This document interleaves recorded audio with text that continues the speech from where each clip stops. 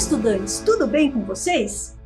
Eu sou a professora Josilene, que trabalho com as práticas artísticas nas escolas de educação integral que ofertam o tempo ampliado.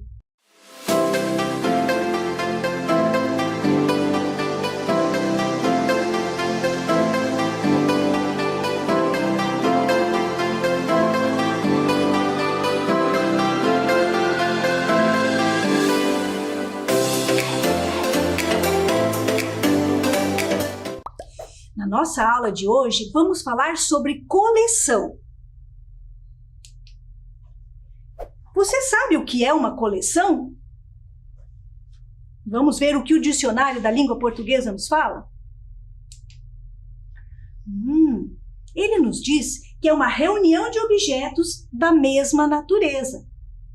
Trouxe alguns exemplos aqui para vocês. Uma coleção de óculos, uma coleção de rolhas, e uma coleção de fotografias. Vou contar para vocês que eu tenho duas coleções.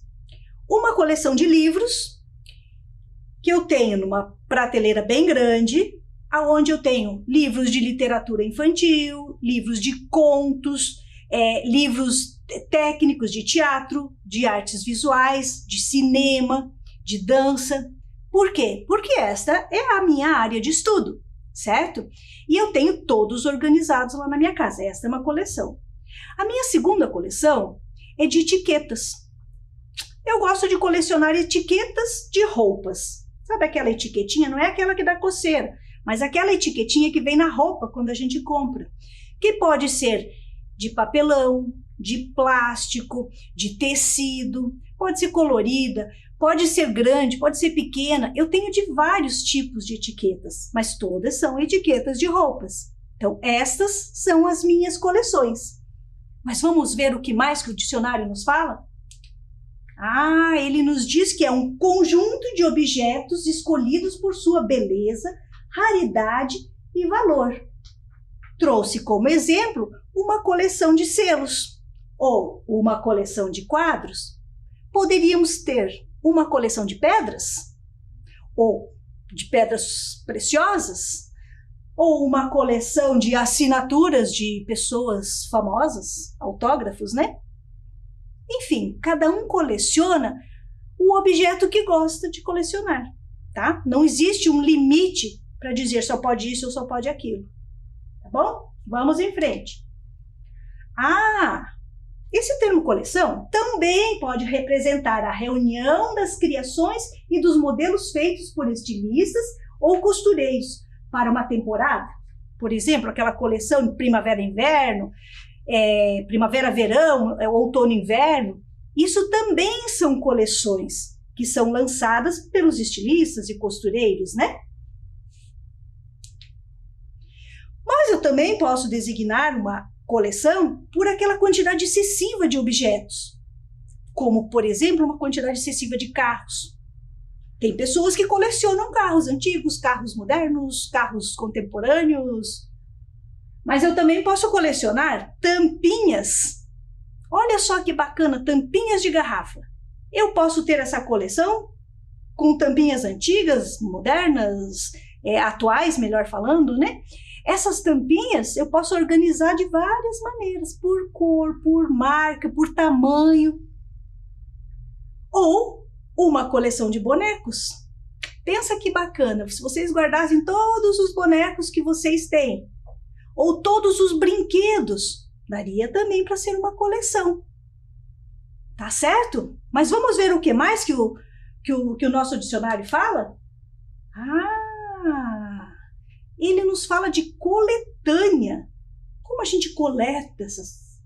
Coletânea é um conjunto de várias obras ou trechos pertencentes a obras distintas. Coleção de pensamentos, coleção de regras. A coleção também pode ser uma coletânea de pequenos textos, de pensamentos de um mesmo autor ou de diferentes autores que tratam de um mesmo assunto. Eu posso organizar uma coleção de pensamentos. Ou de poemas também de diferentes autores. Isso é possível. Vamos ver o que dois estudantes gravaram para nós, mostrando as suas coleções? Vejam o vídeo lá, gente. Oi gente, tudo bem? Meu nome é Marina Nascimento, eu tenho 20 anos e atualmente eu estudo Relações Internacionais. Hoje eu tô aqui para mostrar para vocês a minha coleção de moedas que eu comecei a fazer fazem mais ou menos uns 3, 4 anos. E eu comecei a ter interesse nessa coleção mais ou menos na época das Olimpíadas do Rio de 2016, que foi quando surgiram aquelas edições especiais da moeda de R$1. E a partir daí eu comecei a pesquisar muito mais sobre a moeda brasileira e descobri que algumas moedas são muito mais produzidas do que nos outros anos, então isso atribui um valor maior, algumas são muito mais raras do que as outras. E também eu descobri que o Brasil mudou muito de moeda durante a sua história. E aí eu comecei a colecionar e hoje eu não coleciono não só as moedas brasileiras, mas também moedas do mundo inteiro. Vou mostrar elas para vocês agora. Então eu trouxe aqui algumas moedas para mostrar para vocês. Essas aqui, elas são as moedas internacionais que eu tenho, então Chile, Argentina, Estados Unidos, Rússia e Espanha. Essas aqui, elas são as moedas mais antigas que eu tenho, que são as moedas mais antigas do Brasil, que voltam lá para 1890, 1920, que são os réis. E vocês podem ver que elas estão mais deterioradas, é bem difícil você encontrar elas em bom estado. E aqui tem várias outras moedas que o Brasil foi adotando ao longo dos anos, então dá pra ver que elas mudaram bastante, assim, de tamanho, design, foi de cruzeiro para cruzado, voltou para centavo. E aqui eu tenho algumas edições especiais, então tem as edições das Olimpíadas de 2016, tem do 25 anos do Real, de aniversário do Banco Central, e tem essas edições mais antigas que remetem à FAO e outros órgãos também. E eu trouxe essas duas aqui, o ano mais raro do Real é 1999, então eu tenho quase todas as moedas de 1999 já, só falta a de 10 centavos. E essa aqui seria essa de 25 centavos seria o ideal, né? Dá pra ver que ela tá brilhosa, ela tá em um bom estado. E pra você manter uma moeda assim, o ideal é você não ficar tendo contato com as suas mãos com a moeda o tempo todo. Então, a forma que eu armazeno elas é nesse coin holder. E aí eu coloco elas em um portfólio dentro desse papel. E eu guardo elas das mais antigas para as mais novas e, por último, eu coloco as edições especiais. Que legal, né, gente? Coleção de moedas. Puxa, eu acho que eu nunca tinha pensado nisso. Apesar de que eu tenho algumas moedas da Copa que eu guardei lá. Mas não pensei em fazer coleção, mas eu tenho algumas guardadas lá, que são objetos raros, que não estão mais em circulação, essas moedas. E a Marina teve essa ideia, né? Ela coleciona moedas. Vamos ver o que o Uriel coleciona, gente? Olá pessoal, tudo bem com vocês? Meu nome é Uriel Fonseca, eu tenho 23 anos e desde criança eu sempre gostei muito de colecionar as coisas. Até hoje eu tenho guardado meus álbuns de figurinha da Copa do Mundo, Campeonato Brasileiro, e essa é uma das coisas que eu mais colecionei durante minha vida. Mas hoje eu vou mostrar para vocês a minha coleção de modelos de plastimodelismo. O plastimodelismo, ele é um hobby meio antigo, surgiu ali pela década de 50, de 60, e ele consiste em você ter um kit de plástico, onde você tem várias pecinhas de diferentes tamanhos, diferentes tipos, onde você vai colar essas peças seguindo um manual, você vai pintar elas e você vai dar forma em alguma coisa. É muito comum você encontrar kits de carros de corrida, carro civil, aviões antigos, aviões modernos, navios de todos os tipos. Tem várias edições assim.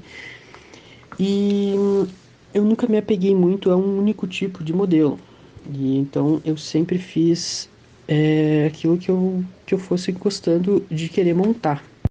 Mas esses kits, eles são divididos por escalas. Então, cada modelo existe escalas padrões. Por exemplo, para aviação, nós temos escalas da 1 para 72, 1 para 48, 1 para 32 e aviões até mesmo maiores. Essas escalas, na verdade, funcionam assim. Por exemplo, uma escala 1:72 significa que aquele kit que você tem pequenininho, ele é 72 vezes menor do que o modelo real. Então, com base nesse kit menor que você monta, que você pinta, você consegue ter uma noção de tamanho real daquele avião. Isso é uma coisa bem interessante. Inclusive, é um dos critérios que eu uso para separar a minha coleção. Por exemplo, eu tenho um avião na escala 1:72 e um tanquezinho de guerra também que é na escala 1:72. Eles, quando estão próximos, você consegue ter uma noção de tamanho. E essa noção de tamanho é refletida para a diferença de tamanho real entre esses dois, esse veículo e esse avião. Os dois carros que eu tenho, eles são na escala 1:24. Ou seja, eles são 24 vezes menor do que o tamanho real desse carro. Quando vocês colocam eles um do lado do outro, você tem uma diferença de tamanho não tão significativa, pois eles são da mesma escala. Então, esse é um dos motivos pelo qual eu separo a minha coleção por escala. E dessa maneira fica bem organizado e é um jeito que me agrada.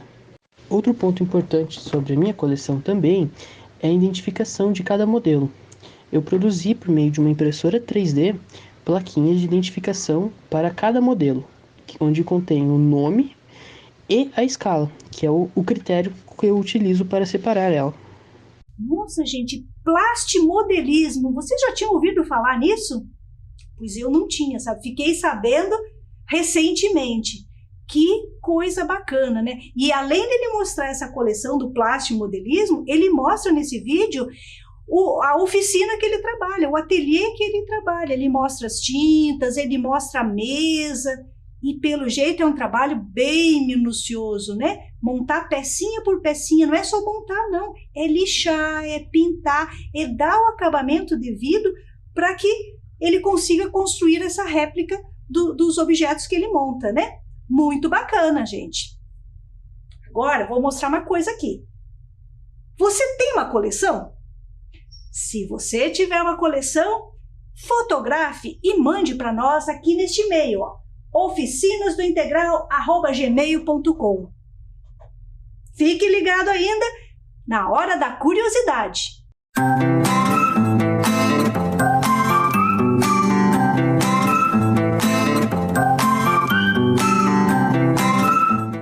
É hora da curiosidade. Quero apresentar para vocês uma outra coleção. É minha, mas não é minha, é nossa. É uma coleção de aproximadamente 150 imagens que foram selecionadas a partir do Acervo Municipal de Arte. Acervo? Acervo, isso mesmo. Vocês sabem o que é um acervo?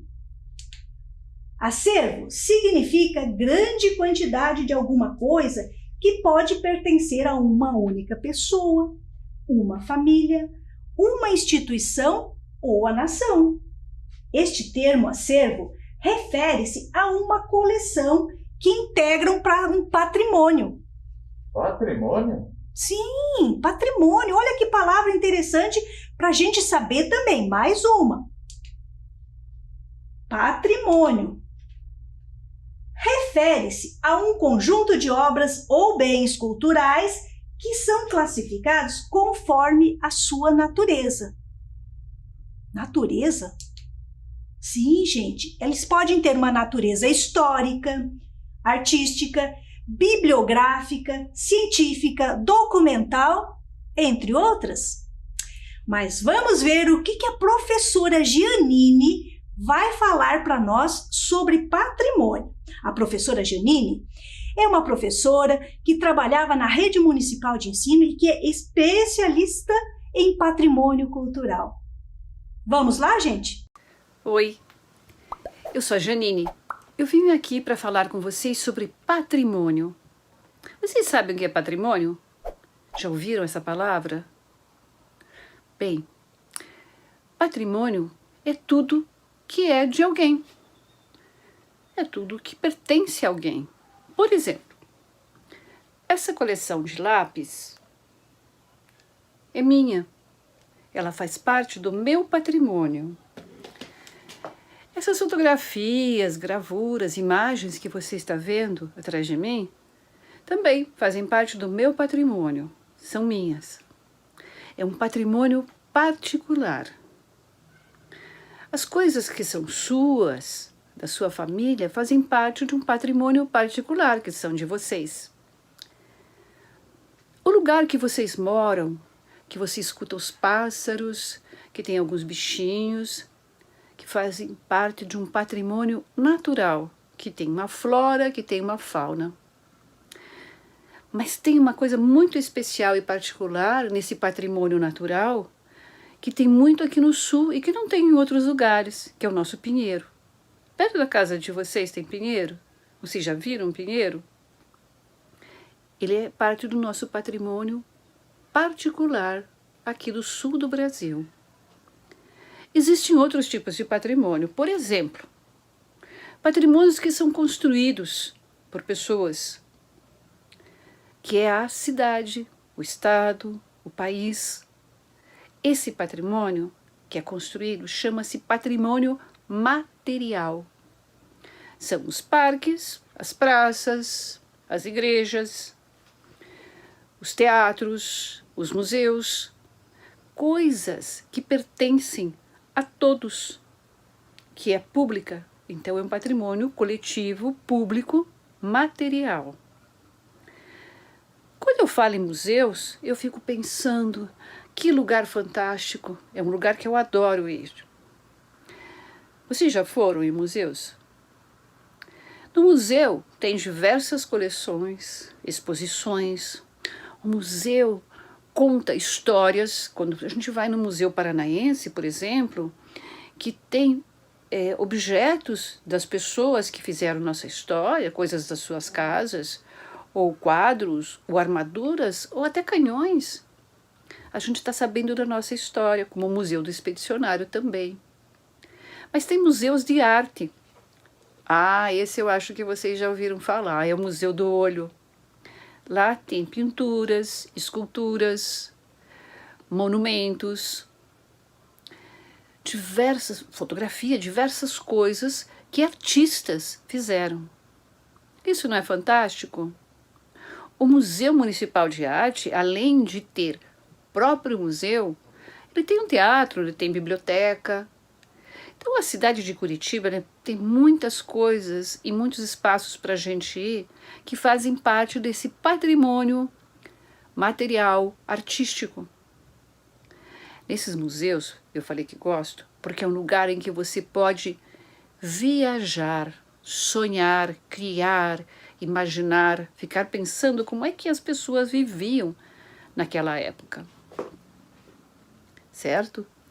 Mas não é só esse patrimônio material que existe. Existe um outro patrimônio imaterial que é mais fascinante. Como é que será que é esse patrimônio imaterial? Se ele não é matéria, talvez eu não possa vê-lo. Esse patrimônio imaterial são os saberes. São as coisas que a gente vive, é a nossa identidade.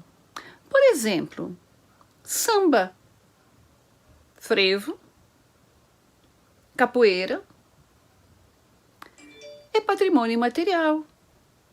Feijoada, churrasco, tapioca, são todos patrimônios imateriais que foram pessoas que criaram, fizeram e foi passando de geração para geração. O que é a geração? É o teu bisavô, para teu avô, para teus pais, para você, e um dia você vai ensinar para os seus filhos, e assim vai passando. São os saberes das pessoas. Música, dança, culinária, remédios milagrosos, que a vovozinha faz lá, chazinho, ou a mamãe, ou o papai, ou a tia, ou quem cuida de você, faz um chazinho para você curar da gripe, ou alguma coisa que vem da nossa história, que as pessoas vêm contando, e que não está escrita. Até aquelas histórias que inventam, que viram isso, ou viram boi-bumbá, ou viram um saci. Tudo isso são histórias, são imaginários, são saberes que vão passando de pessoa para pessoa. Esse patrimônio é o patrimônio imaterial. E esse patrimônio imaterial é que vai dando uma característica, vai dando um jeitinho que é só nosso, vai mostrando um jeitinho que é só nosso, que é o jeitinho do povo brasileiro, ou do povo curitibano, ou o jeitinho das pessoas que moram no seu bairro, na sua rua, na sua família. É a identidade desse povo. Só para relembrar, então, o que eu vim falar de patrimônio, porque eu acho que o patrimônio é tudo que a gente tem, particular ou coletivamente. E o patrimônio maior, sabem qual é? É a nossa vida, a nossa saúde, os nossos amigos. É a forma da gente viver. Até a próxima. Obrigada, professora Janine. Quantas coisas você trouxe aqui para a gente hoje. Puxa vida, fiquei aqui pensando, se olharmos à nossa volta, se olharmos para a nossa roupa, para o nosso corpo, gente, nós somos o próprio patrimônio, porque nós nos construímos na cultura que estamos inseridos. Não existe uma regra que todas as culturas são iguais. Cada cultura tem o seu patrimônio e nós somos a representação viva deste patrimônio também. Mas agora, quero mostrar para vocês essa caixinha que está aqui na minha mesa. Quero mostrar para vocês este patrimônio que trago, que cabe dentro de uma caixa, que é um museu. Sabiam disso? Que é um museu na escola. Vocês já devem conhecer esse material, né? Como eu já falei antes. Este material foi composto por várias obras, várias imagens. Veja quantos tem aqui.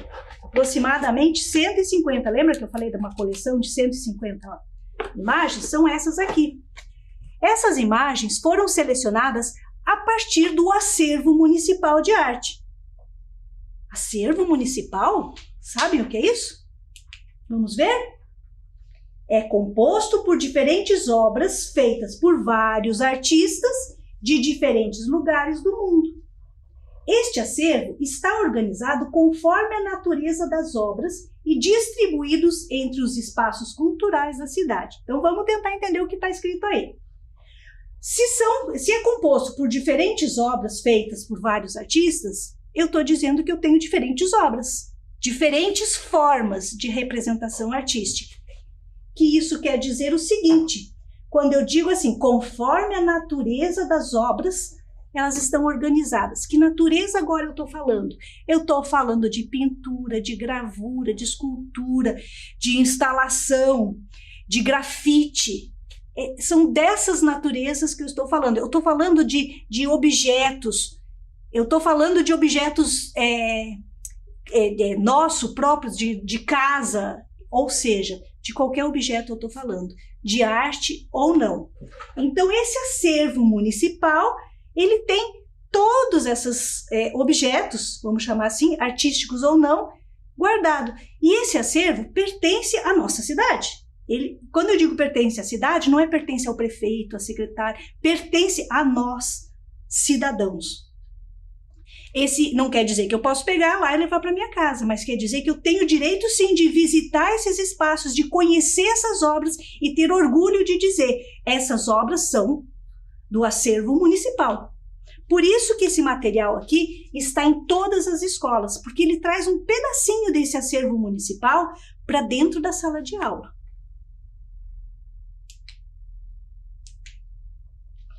Mas aonde que está guardado esse acervo?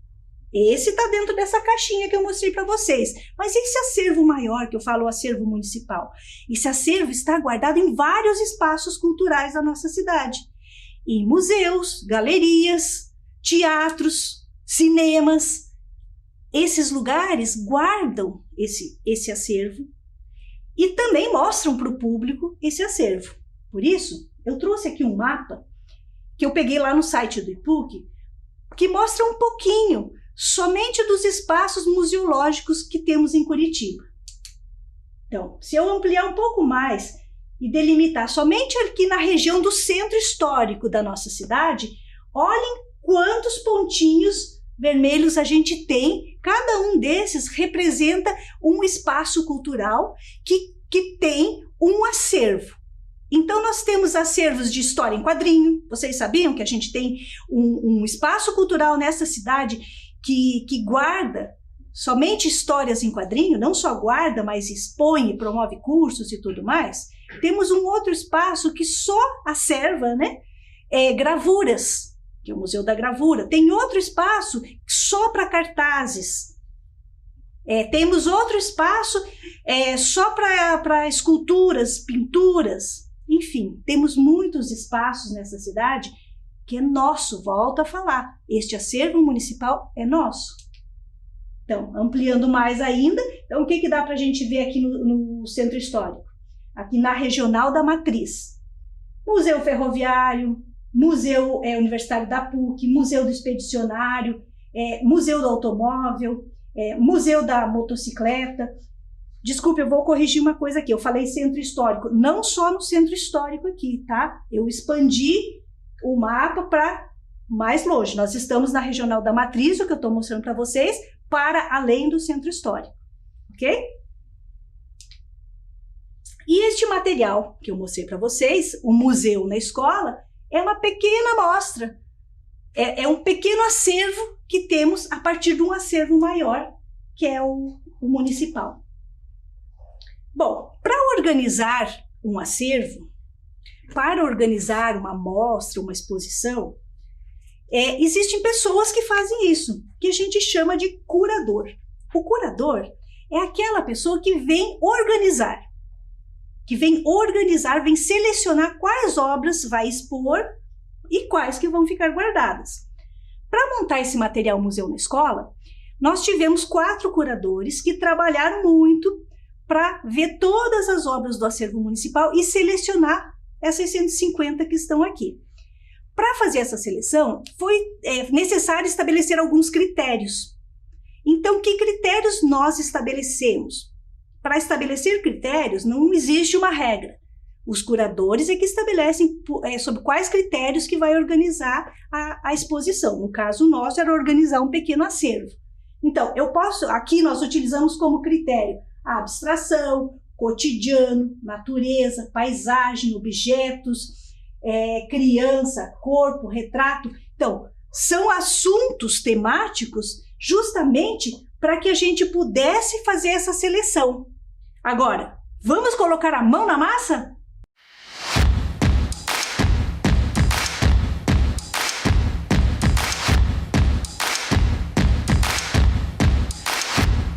Preparados, gente? Vou propor um desafio.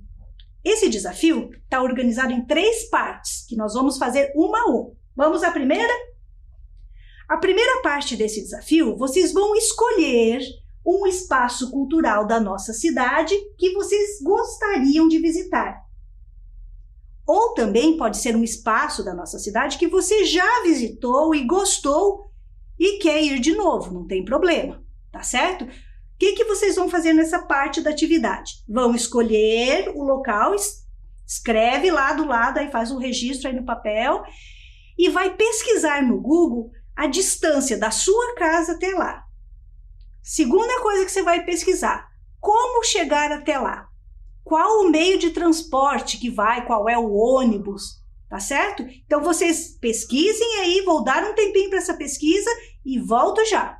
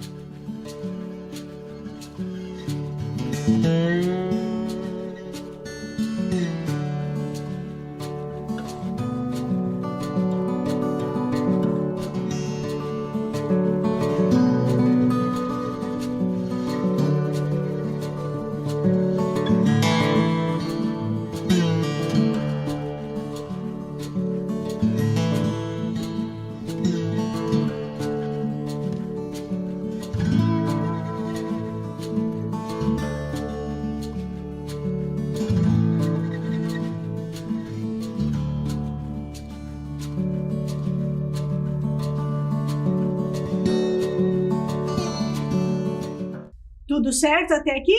Vamos passar para a segunda etapa dessa atividade.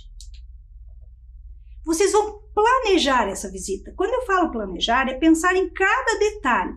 Pense nessa visita como a coisa mais importante neste momento para vocês. Tá? O que vocês vão pensar? O que vocês vão planejar? Como você irá até lá? Vou de ônibus, vou de Uber, vou de bicicleta, não sei, vou caminhando. Vocês vão planejar isso daí. Escreve ali do ladinho também. Vão convidar alguém? Vai convidar a amiga, a namorada, o namorado, o pai, a mãe, sei lá. Escolham. Ou não vou convidar ninguém, quero ir sozinho? Tem problema também. O que você imagina que poderá ver nesse local? Se você já conhece o local, você já tem uma ideia maior. Se você nunca foi nesse local, pesquisa um pouquinho. Põe no Google aí e vê o que tem nesse local. Tá certo? Faça essa pesquisa, registra tudo aí do lado, que nós já vamos usar na próxima etapa da nossa atividade. Tá certo?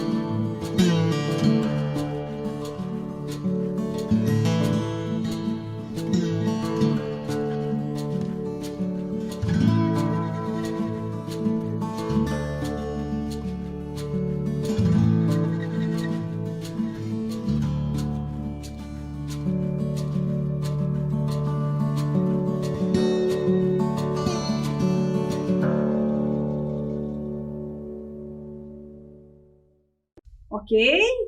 Vamos então para a última parte da nossa atividade.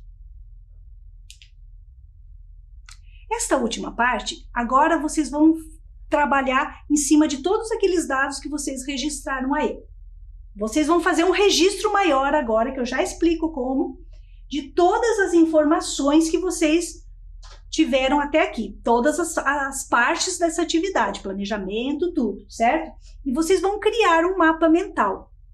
Só que esse mapa mental, eu não tenho um modelo pronto aqui, porque cada um de vocês vai criar como vocês entenderem essa proposta, tá certo? O que é fazer esse mapa mental? Vocês têm que colocar lá o local que vocês vão, o trajeto que vocês vão fazer, tá certo? Esse registro agora da atividade 3, vocês podem fazer com desenho no papel. Eu quero que ele apareça como um mapa, certo? Não importa se ele é mapa, com trajeto assim, ou se é um mapa que sai uma seta para cá, outra seta para lá.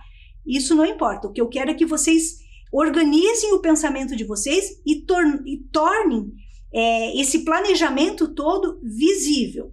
É esse que é o objeto que vai gerar agora, essas informações vai gerar um objeto artístico, tá? Então vocês vão pôr todas essas informações nesse desenho que vocês vão compor. É isso que eu vou chamar esse mapa mental, estou chamando desenho, tá certo? Então vocês podem pôr nesse mapa mental, eu acho que eu vou passar ali na rua 15, não, eu vou passar na casa do fulano. Coloca isso daí, isso faz parte do planejamento da visita, tá? Registrem todas as informações, mapeiem todo esse trabalho de vocês aí, tá certo? Vou dar um tempo maior agora para que vocês se organizem. Pensando que, para mapear, eu falei em desenho, mas nada impede, se vocês quiserem usar barbante, se vocês quiserem fazer uma colagem, fiquem à vontade, deem asas à sua imaginação, tá certo? Deixe pensar e vir como fluir para que vocês ponham isso no papel. Não existe um certo, não existe um errado, mas existe uma proposta de trabalho, tá certo? Vamos lá? Vou dar um tempo maior para essa atividade.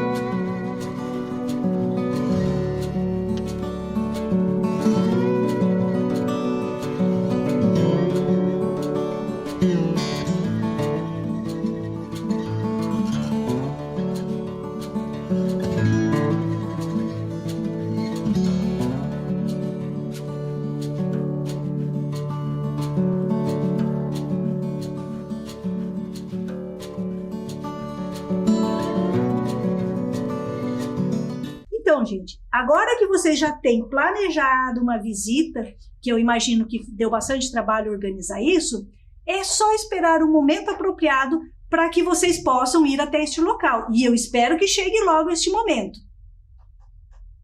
Vamos lá ver o que aprendemos hoje? Bom, nossa aula já está chegando ao fim. Vamos ver então o que aprendemos hoje. Falamos hoje sobre coleção, acervo e patrimônio. Tá certo? Muito obrigado e até a próxima!